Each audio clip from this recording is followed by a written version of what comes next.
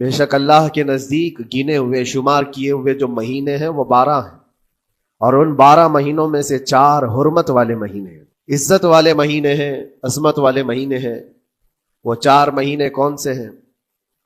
مسلسل ترتیب کے ساتھ ذی القعدہ، ذی الحجہ اور محرم، اور چوتھا مہینہ رجب المرجب جس میں ہم اور آپ زندگی گزار رہے ہیں۔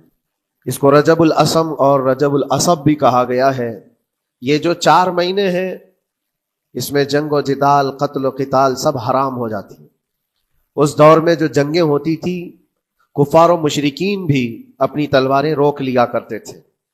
یہ 4 حرمت والے مہینوں کی سارے لوگ عزت کرتے۔ ان 4 مہینوں میں امن و امان قائم ہو جاتا، جیسے 2 قبیلوں میں جھگڑے ہیں، فساد ہے اور ایک دوسرے سے جنگ پر ہمیشہ آمادہ رہتے ہوں، لیکن ان 4 مہینوں کے اندر امن قائم ہو جاتا تھا، راستے کھل جاتے تھے۔ اور اللہ تبارک و تعالیٰ نے قرآن پاک میں ان 4 مہینوں کی فضیلت بھی بیان فرمائی۔ اس میں رجب کے لیے ایسی فضیلت ہے، اللہ کے نبی صلی اللہ علیہ وسلم ارشاد فرماتے ہیں یہ رجب کے مہینے کی فضیلت ایسی ہے جیسے قرآن کی فضیلت دوسری کتابوں پر ہے۔ دوسری کتابوں میں جس طرح سے افضل قرآن ہے، اس طرح سے رجب المرجب تمام مہینوں میں افضل ہے۔ اور نبی کریم صلی اللہ تعالی علیہ وسلم اس میں عبادت کرنے کے لیے ترغیب دیا کرتے تھے۔ اس کو ترجیب بھی کہا جاتا ہے، اور خاص طور پر رجب کے متعلق بزرگان دین نے فرمایا یہ فصل بونے کا مہینہ ہے۔ کھیتی باڑی والے سمجھ سکتے ہیں کہ اس میں بھی 3 موسم آتے ہیں۔ پہلے بیج کی بوائی کا وقت آتا ہے، پھر اس کی سچائی کا وقت آتا ہے، پھر کٹائی کا وقت آتا ہے۔ تو رجب کا مہینہ یہ فصل بونے کا مہینہ ہے نیکیوں کے، اور شعبان کا مہینہ اسے پانی دینے کا ہے، اور رمضان کا مہینہ فصل کاٹنے کا مہینہ ہے۔ اور رجب کا مہینہ آتے ہی اللہ کے نبی صلی اللہ تعالی علیہ وسلم یہ دعا فرمایا کرتے تھے، اللہم بارک لنا فی رجب و شعبان و بلغنا رمضان۔ سب کو یہ دعا بھی کرنی چاہیے۔ حضور اکرم صلی اللہ تعالی علیہ وسلم یوں عرض کرتے کہ اے اللہ، رجب اور شعبان میں تو ہمیں برکت عطا کر اور ہماری زندگی کو رمضان تک پہنچا دے۔ اب رجب آپ نے دیکھ لیا ہے تو اب کثرت سے یہ دعا کرو کہ مولا اس زندگی کا رمضان ہم سے جانے نہ پائے، رمضان تک ہماری سانسوں کو پہنچا دے۔ یہ دعا کثرت سے ہر نماز کے بعد بھی ہونی چاہیے۔ رجب آتے ہی میرے عزیزوں یہ عبادتوں کا موسم شروع ہو چکا ہے، اور سب جانتے ہیں رجب کے بعد پھر ہمارے ہاں مسلسل ایسی شب بیداریاں اور عبادت کے موسم نظر آنے لگتے ہیں۔ پھر شعبان بھی، اس میں رجب میں بڑی رات آتی ہے شب معراج، اور اس کے بعد شعبان میں شب برات، پھر اسی طرح رمضان کا موسم بن جاتا ہے۔ تو اب یہ موسم بنانے کا وقت آ چکا ہے۔ تو سب سے پہلی چیز یہ ہے کہ میرے عزیزوں، فصل کے بونے کے لیے کن چیزوں کی ضرورت ہوتی ہے، اس چیز کا خیال رکھیے۔ بیج اگر کھوٹا ڈالے ہو اور ویسی ہی فصل آنے کا انتظار کرو گے تو پھر نہیں ہوگا۔ بیج کو کھرا اور خالص ہونا چاہیے۔ جو نیکیاں کرنا چاہ رہے ہیں اس کو صاف ستھرے اچھے ماحول میں کیے جانے چاہیے۔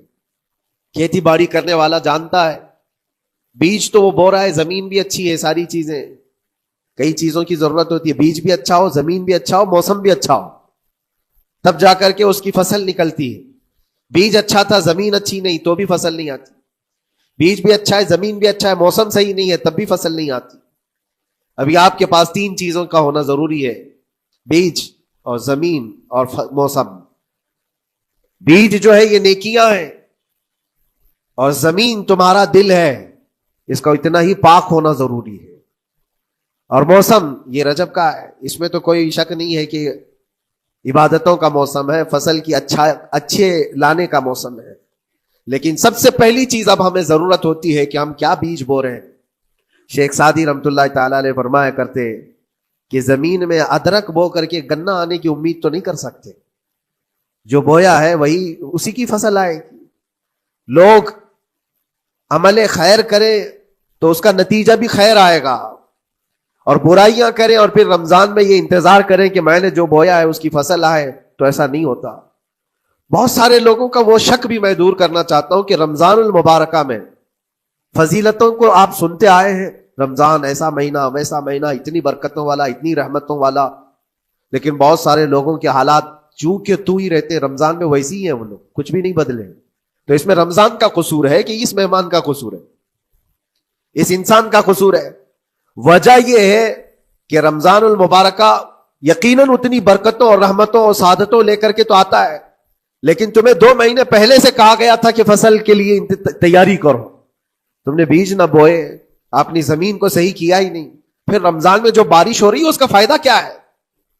روڈ پر 10 سال بھی بارش برسے وہاں پر کوئی فصل نہیں آئے گی، کیونکہ وہ زمین سخت ہے اور بیج بونے کے قابل بھی نہیں ہے.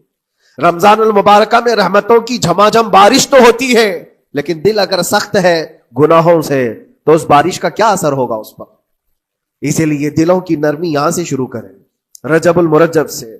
اس کی راتوں میں اللہ رب العزت کو پکارے، مناجات کرے، عبادتوں کے لیے کچھ دن تو خاص کر لیں. بہت دنیا میں ہم نے اپنے آپ کو ملوث کر رکھا ہے، کچھ راتیں اللہ رب العزت کی عبادت میں تو لگائے. اللہ کے نبی صلی اللہ تعالیٰ علیہ وسلم کی ایک حدیث ہے، جامع الاصول سے نقل کی ہوئی، رجب المرجب کے پہلے جمعے جو ہم لوگ ابھی گزر چکے، ابھی یعنی وہ رات تو گزر چکی، کل کی جو گزری ہوئی رات ہے رجب کی، یہ پہلی جمعہ کی شب تھی. اس کے متعلق روایت ہے کہ 12 رکعتیں جو مغرب کے بعد سے لے کر عشاء کے درمیان پڑھتا ہے، اللہ کریم اس کے تمام گناہوں کو معاف کرتا ہے اور اس سال اس کو پورے طور پر ناگہانی آفات سے محفوظ رکھتا ہے، اور شیطان کے اس پر قابو پانے سے بھی اس کو اللہ محفوظ رکھتا ہے. تو یہ تھی تیاریاں، یہ ساری چیزیں ابھی سے تیاریاں ہونی چاہیے. رجب کے 3 دن آتے ہیں جس کے متعلق فرمایا گیا ہے ایام بیز میں بھی 13, 14, 15 یا 14, 15, 16 یہ جو تاریخیں آتی ہیں اس میں روزے رکھو. اس کی بھی بڑی فضیلت ہے کہ تم تیاریاں ابھی سے شروع کر دو کہ رمضان المبارکہ میں اچھی فصل دیکھ سکے، ہمارے جسم کے اندر بدلاؤ آ سکے، ہمارے دل کے اندر انقلاب آ سکے. اور تیاری یہاں سے نہ کر کے صرف رمضان میں ہی امید لگائے بیٹھتا ہے تو میرے عزیزوں کچھ تو صفائی کی ضرورت ہوتی ہے.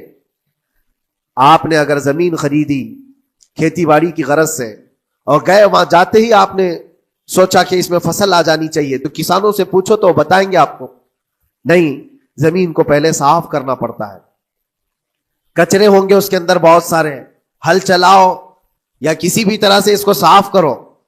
صاف کرنے کے بعد پھر یہ بھی کسان کہتا ہے کہ زمین کو تھوڑا ڈھیلا کر دو، بڑے بڑے ڈھیلے ہوں تو اس کو توڑ دو اور مٹی نرم ہو جائے.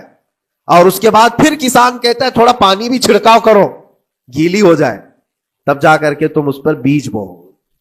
میرے عزیزوں یہ رجب بیج بونے کا موسم ہے تو پہلے زمین کو ڈھیلا تو کر دو، زمین کے اندر جو کچرے ہیں اس کو نکال تو دو، دل کے اندر جو وسوسے بھرے ہوئے ہیں، گناہوں کے خیالات بھرے ہوئے ہیں، اس کو پاک تو کرو. اس کو پاک کرنے کے لیے اللہ کریم کی بارگاہ میں آ کر گڑ گڑاؤ. تمہارا ایک آنسو تمہارے تمام گناہوں کو اور اللہ کے غضب کو ٹھنڈا کر دیتا ہے. ہاں، ایک آنسو کا قطرہ تمہارے لیے اللہ کریم ہے، موتی سمجھ کے شان کریمی نے چن لیے قطرے جو گرے تھے عرقین پہ آل کے. امام غزالی رحمۃ اللہ تعالی علیہ نے لکھا ہے کہ آج اللہ تبارک و تعالیٰ کی رحمت کو اپنی طرف مائل کرنے کے لیے اگر تم کچھ کر سکتے ہو تو بس یہ ہے کہ دنیا رونے اور گڑ گڑانے سے نہیں مانتی، لیکن مولا کریم بندے کے ایک مرتبہ سجدہ کر کے اسے پکارنے سے فوراً قبول کرتا. موسیٰ علیہ الصلوۃ والتسلیم اللہ تعالیٰ سے پوچھتے ہیں، مولا جب تیرے بندے تجھے پکارتے ہیں تو اس میں نیک لوگ بھی ہوتے ہیں اور گنہگار بھی ہوتے ہیں، تو کیا تو سب کی پکار کا جواب دیتا ہے؟ توجہ، اللہ رب العزت فرماتا ہے اے موسیٰ میرے پکارنے والے بندوں میں نیکوکار بھی ہیں، گنہگار بھی ہیں. ہاں، نیک بندہ جب مجھے پکارتا ہے یا ربی تو میں جواب میں کہتا ہوں لبیک یا عبدی، اے میرے بندے میں حاضر ہوں، بتا تیری کیا حاجت ہے. پھر موسیٰ علیہ السلام پوچھتے ہیں کہ مولا یہ تو نیک بندہ جب پکارتا ہے تو کہتا ہے لبیک یا عبدی، اور جب گنہگار پکارتا ہے تب کیا کہتا ہے؟ رب تعالیٰ فرماتا ہے جب میرا گنہگار بندہ مجھے پکارتا ہے یا ربی تو میں اس کے جواب میں 70 بار لبیک یا عبدی کہتا ہوں. ایک بار پکارے 70 بار جواب. ایسا کیوں ہے؟ تو فرماتا ہے میرا رب نیکوکار کو اس کی نیکیوں پر بھروسہ ہے کہ اللہ معاف کرے، اور گنہگار کو صرف میری رحمت پر بھروسہ ہے. اس کے پاس ہے کچھ نہیں، اس کے آس پاس وہ نظر ڈالتا ہے میں نے کوئی ایسی نیکی رکھی نہیں ہے، صرف اللہ رب العزت کی رحمت ہے جو مجھے معاف کر سکتی ہے. وہ مجھ پر یقین کر کے پکارتا ہے، اس لیے اس کے سوال کا میں بار بار جواب دیتا ہوں. عزیزان گرامی وقار، اقبال نے سچ ہی کہا تھا، ہم تو مائل بکرم ہے کوئی سائل ہی نہیں. یہ رب تبارک و تعالیٰ کی طرف سے کہ اللہ تبارک و تعالیٰ کرم پر کرم کرنے کے لیے موقع عنایت کرتا ہے، یا بندے کو آنے کا موقع ہی نہیں ہے، بندہ آنا نہیں چاہتا ہے. اس سے پہلے کہ تمہارے ساری چیزیں بند ہو جائیں، دروازے ختم ہو جائیں، اللہ رب العزت کی بارگاہ میں آؤ اور اسے پکارو. یقیناً یہ تمام چیزیں تمہاری زندگی میں انقلاب لاتی ہیں، بہت بڑی تبدیلی لاتی ہیں. عزیزان گرامی، پھر میں یہ عرض کرتا ہوں کہ رجب کے اس مہینے میں دل کو نرم کرنا بہت ضروری ہے. دلوں کی سختیاں آج گناہوں کی طرف مائل کرتی ہیں. ہمارا دل سخت ہے یا نرم ہے، اس کو پہچاننے کے کئی تھرمامیٹر دیے گئے ہیں ہمارے پاس. چیک کرو ہمارا دل کس پوزیشن میں ہے آج. امام غزالی فرماتے ہیں 3 علامتیں ایسی ہیں جس سے پتہ چل جاتا ہے انسان کا دل سخت ہے یا نرم ہے، بیمار ہے یا صحت یاب ہے. یہ ڈاکٹر لوگ اسکیننگ سے یا سونوگرافی سے نہیں بتا سکتے کہ تمہارے دل کی یہ کیفیت. کیسے اس کو اہل بصیرت سمجھ سکتے؟ فرماتے ہیں کہ اگر مسجد میں زیادہ دیر تک بیٹھ نہیں پاتا تو سمجھ لو اس کا دل بیمار ہے، اس کا دل سخت ہو چکا ہے، اس کو مسجد میں بیٹھنے نہیں دیتا. یہی دل ٹیلی ویژن کے سامنے 3 گھنٹے بیٹھے، اس کو کچھ بھی اکتاہٹ نہیں آتی، موبائل پر گیم کھیلتا رہتا ہے. 4 گھنٹے گزر گئے کہ 5 گھنٹے گزر گئے اسے پتہ ہی نہیں. آج ایک سروے کے مطابق ہر انسان جو موبائل چلاتا ہے اس میں 18 گھنٹے وہ بیزی ہے دن کے. کئی جگہوں پر ایسے حالات آئے 18 گھنٹے دن میں ہوتے ہی ہے 24 گھنٹے، جس میں 6 گھنٹے اگر آرام کے نکالے تو باقی پورے 18 گھنٹے کیسے انسان بیزی رہ سکتا ہے؟ اس میں کھانا بھی ہے، پینا بھی ہے، حاجتیں بھی ہیں. لیکن سروے کے مطابق یہ بھی بات آئی ہے کہ 18 گھنٹے کنزیوم کرتے ہیں. میرے عزیزوں، اس میں کوئی اکتاہٹ اور اس میں کوئی ملال نہیں آتا، بیزارگی نہیں آتی. اور اللہ کے گھر میں یا فرض سے نماز سے ابھی سلام پھیرا کیا کہ بھاگنے کی تمنا ہوتی ہے. کئی جگہوں پر تو ایسا ہے. اسی لیے اللہ کے نبی صلی اللہ تعالی علیہ وسلم کی ایک حدیث میں سناتا ہوں. ارشاد فرماتے 2 چیزیں کسی منافق کے اندر جمع نہیں ہو سکتی. 2 چیزیں منافق آدمی کے اندر آ ہی نہیں سکتی. وہ کیا چیزیں؟ حضور پاک صلی اللہ تعالی علیہ وسلم فرماتے اچھے اخلاق منافق کے اندر نہیں آتے، اور اللہ کی اور اس کے رسول کی ہر بات پر یقین یہ منافق کے اندر نہیں آ سکتے. اور منافق کی یہ علامتیں بتاتے بتاتے میرے نبی نے یہ فرمایا، دیکھنا کہ مسجد میں منافق سب سے اخیر میں آئے گا اور سب سے جلدی بھاگے گا، اس کا دل نہیں لگتا، دل سخت ہو چکا ہے. اور بازار میں سب سے پہلے جائے گا اور سب سے لاسٹ میں نکلے گا. بازار اس کے دل لگنے کی جگہ ہے، اس کے وہاں پر تفریح کی جگہ ہے. اور مومن کی علامت یہ فرمایا کہ مومن مسجد میں جلدی آتا ہے اور دیر سے جاتا ہے، اس کا دل لگا رہتا ہے. اور مومن بازار میں لوگوں کے شروعات میں نہیں، اپنی ضرورت کے مطابق گیا اور نکل آیا. اور فرماتے ہیں میرے آقا صلی اللہ علیہ وسلم روئے زمین پر سب سے اچھی جگہوں میں سے کوئی جگہ ہے تو اللہ کا گھر ہے، مسجد ہے. اور سب سے بری جگہوں کے متعلق فرمایا وہ بازار ہے. اب یہاں پر دلوں کے متعلق میں عرض کر رہا ہوں کہ کس کا دل کس پوزیشن میں ہے، اسے آج خود آزما لینا چاہیے. دوسری علامت، امام غزالی فرماتے ہیں قرآن پاک کھولے گا وہ صفحہ 2 صفحہ سے زیادہ پڑھ نہیں پائے گا، بند کرنے کا دل کرے گا. یہ تو چھوڑو اٹھانے کے بعد پڑھنے نہ پڑھنے کی بات ہے، کچھ تو چھونا بھی نہیں چاہتے، اٹھاتے ہی نہیں. سال پورا ہو گیا تو قرآن پکڑتے نہیں، تو پھر دل کی کیفیت کیا ہو چکی ہوگی؟ دل کیسا مریض ہوگا؟ بعض لوگ ہم سے یہ کہتے بھی تھے کہ حضرت پڑھنا تو آتا نہیں، کیا کریں گے قرآن کا؟ کہا اٹھانا تو آتا ہے. میں نے ان سے پوچھا قرآن اٹھانا تو آتا ہے، جب قسم کھانے کی بات ہوتی ہے تو کیسے قرآن اٹھا لیتے ہو، سر پہ رکھ لیتے ہو؟ اسی طرح سے قرآن کو ہی اٹھا کر کے سینے سے لگا کر اللہ کی بارگاہ میں دعا کرو کہ مولا میرے دل کے دروازے کھول دے. اور قرآن کوئی سخت چیز نہیں ہے، اللہ وعدہ فرما رہا ہے ہم نے قرآن یاد کرنے کے لیے آسان بنایا ہے. کوئی یاد کرنے والا؟ وہ خود قرآن تمہارے دل میں اتر جائے گا. کوشش کرو. دل کی بیماری کی 2 علامتیں میں نے بتایا. اگر بیمار دل ہے تو زیادہ یہاں بیٹھ نہیں سکتا اور زیادہ دیر قرآن پڑھ نہیں پاتا. تیسری بات فرماتے ہیں کہ تیسری علامت یہ ہے کہ ہمارا دل اگر سخت ہو چکا ہے تو جیب میں پیسے ہوں گے لیکن کوئی مانگ رہا ہوگا اللہ کے نام پر، دینے کی طبیعت نہیں کرے، دینے کی طبیعت نہیں کرتی. اور یہ چیز ہاتھ اٹھانے کو تمہارا دل نہیں کرتا تو سمجھ جاؤ کہ دل بیمار ہے. اور دل کی بیماری لے کر کے اگر کوئی رجب میں سوچتا ہے کہ میں بیج بوؤں گا تو کیا فائدے کا، زمین سخت ہے، زمین سخت ہے اور اس پر بارش بھی ہوگی تو کچھ فرق نہیں پڑتا، فصل نہیں آئے گی. دل کو نرم کرو.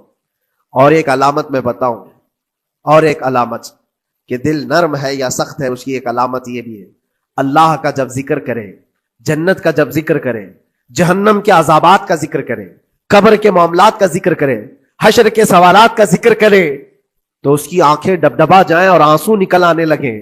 قرآن کی آیتیں سن کر کے اس کا دل ہلنے لگے اور آنسو آ گئے، تو سمجھ جاؤ کہ اس کا دل نرم ہے. ابھی اس کا دل بیمار نہیں ہوا، ابھی اس کا دل بیمار نہیں ہوا. لیکن یہاں تو پوزیشن الگ ہے، سچویشن الگ ہے. ہم تو پتہ نہیں کن کن چیزوں میں رو لیتے ہیں، لیکن اللہ کا کلام سنتے ہوئے کسی کے کان پر جوں بھی نہیں رینگتی. لوگ تو گانوں پر تھرکنے والے اور نغموں پر اچھل کود کرنے والے وجد کی بات کرتے ہیں، لیکن اللہ کا کلام پڑھنے پر کوئی کسی کو وجد کیوں نہیں آتا؟ یہ ایمان کی علامت ہے. قرآن میں اللہ نے فرمایا اذا تلیت علیہم آیاتہ زادتہم ایمانا، جب اللہ کی آیتیں ان پر تلاوت کی جاتی ہے، مومنین پر، ان کا ایمان بڑھ جاتا ہے. کیا آپ امام کے پیچھے قرات سن کر کے اپنے دل میں ہلچل محسوس کرتے ہیں؟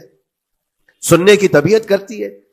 بلکہ ادھر نماز پڑھ کر کے جانے کے بعد آدھے گھنٹے کے بعد پوچھے آج پہلی رکعت میں کیا پڑھا تھا، دوسری رکعت میں کیا پڑھا، آپ کو پتہ ہی نہیں رہتا، یاد ہی نہیں امام صاحب کیا پڑھ رہے تھے. میں تو دکان کا حساب کتاب کر رہا تھا، کیا خبر ہے کہ انہوں نے کیا پڑھا. تو قرآن کو توجہ سے پڑھے ہوتے تو تمہارے دل میں بھی وہ باتیں اثر کر رہی ہوتی. میرے عزیزوں، کتنے ایسے لوگ ہیں جو صرف اور صرف قرآن پاک کی تلاوت کی وجہ سے دلوں کو نرم کر دیا گیا ہے. میں اسی بات پر آج فوکس کر کے ختم کر دوں گا. رجب المرجب بیج بونے کا موسم ہے، تو دل کے نرمی کے ساتھ ہی بیج بو، کیونکہ یہ زمین ہے تمہاری، اور زمین نرم نہ ہو تو کتنی بھی نیکیاں کرو کیا فائدے کی. دل سخت ہے، گناہوں سے لبریز ہے، اور دل کو نرم کرنے کا علاج دو چیزیں بتائی گئی، کریں گے انشاءاللہ. دو چیزیں بڑی آسان ہیں. اگر دل کو نرم کرنا ہے تو دو چیزیں فرمائی گئی، کثرت سے قرآن پاک کی تلاوت کرو یا کثرت سے میرے نبی پر درود پاک پڑھا کرو. دو چیزیں کر کے دیکھو، تمہارا دل نرم ہو جائے گا. اور بھی دوسری علامت، دوسرے علاج بھی میرے آقا نے فرمایا.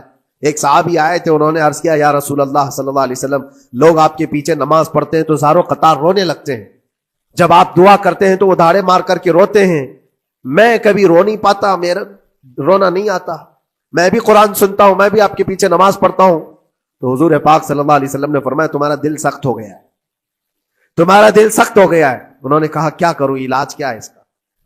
وہ مسیحا امت ہے میرے آقا، ہر ایک کا علاج جانتے ہیں، کس کو کون سا علاج دینا ہے. نبی پاک صلی اللہ تعالی علیہ وسلم فرماتے ہیں جاؤ کسی یتیم بچے کے سر پر ہاتھ پھیرو، اللہ تمہارا دل نرم کرے گا. ان کے لیے وہ علاج رکھا گیا تھا. جس کو جیسا علاج بتایا میرے آقا صلی اللہ علیہ وسلم نے، کسی یتیم کے سر پر ہاتھ پھیرو دل نرم ہوگا. لیکن دل کے نرم ہونے کے علاج اللہ کے نبی صلی اللہ علیہ وسلم کے شفا خانے میں ہے. ہاتھ سے آپ کثرت سے درود پاک پڑھو، پھر دیکھو آپ کے دل کے اندر انقلاب آتا ہے یا نہیں آتا.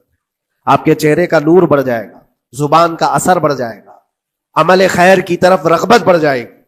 کثرت سے جب بندہ حضور پاک صلی اللہ علیہ وسلم پر درود پڑھتا ہے، اس کی زبان سے جھوٹ نکل جاتا ہے، گالی اس کی زبان پر نہیں آ پاتی ہے، کیونکہ وہ پاک کرتا چلا جاتا ہے اپنی زبان کو اللہ کے نبی کا نام لے کر کے. میرے عزیزو، اس میں دقت کیا ہے درود پاک کثرت سے پڑھنے میں؟ آپ جہاں چل رہے ہو، پھر رہے ہو، اٹھ رہے ہو، بیٹھ رہے ہو، انتظار میں ہو، سونے کے لیے جا رہے ہو، زبان ہی تو ہلانا ہے میرے نبی پاک صلی اللہ علیہ وسلم کی بارگاہ میں درود پڑھ کرتے. اور ضروری نہیں ہے کہ بہت لمبے لمبے درود پاک آپ کو یاد کرنے ہو، صلی اللہ علیہ وسلم بھی پڑھ لیا تو یہ درود پاک ہے، یہ درود پاک ہے. یا تو پھر الصلاۃ والسلام علیک یا رسول اللہ کہتا ہے تو یہ بھی درود پاک ہے، درود پاک ہے یہ. اور دل کو جب نرم ہو جائے گا تو انشاءاللہ العزیز آپ اس کے اثر بھی دیکھیں گے، اس کے اثر بھی دیکھیں. کیسے کیسے لوگوں کی بات میں کروں میرے عزیزوں،